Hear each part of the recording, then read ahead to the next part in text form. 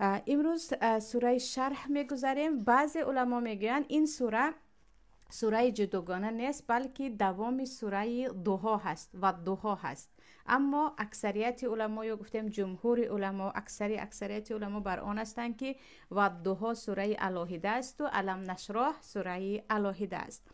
الله در اولین آیت این سوره مبارکه میگوید الم نشرح لک صدرک، ای محمد صلی الله علیه و سلم، آیا ما قلب تو را نکشادیم؟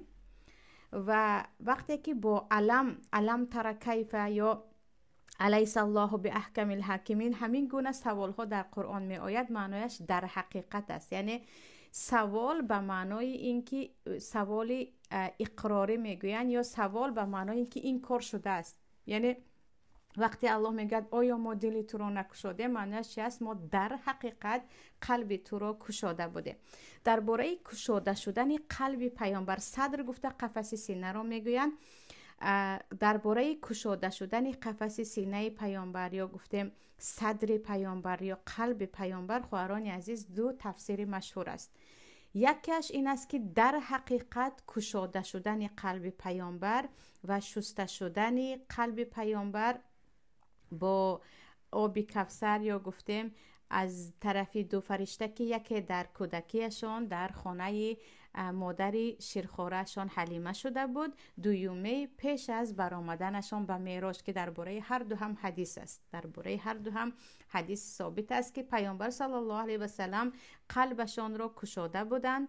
از طرف پیامبر دو فرشته آمده و تمام غل یا گفتیم چرکنی هایی که در قلب انسان می شود و سبب اخلاق بد و سبب رفتارهای بد و عموما سبب بدی انسان می شود، آن را گرفته پرتافته بودند و شسته بودند و پر از حکمت کرده به جایش مانده بودند. این یکم تفسیرش.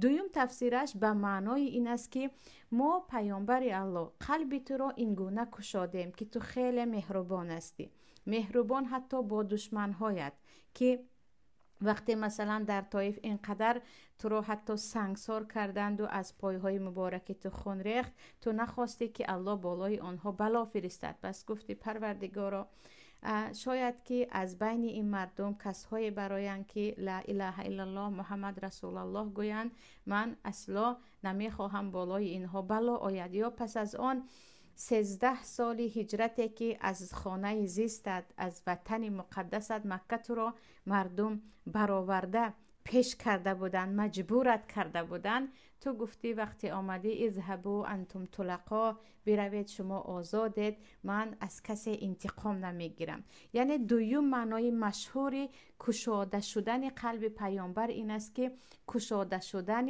یعنی پر شدن، پر از محبت و مهربانی و عفو و بخشش می باشد. و در این باره مثلا در آیت دیگر الله میگوید افمن شرح الله صدره للاسلام فهو علی نور من ربی، کسی که الله قلبش را به اسلام کشاید وی در نور پروردگارش می شود.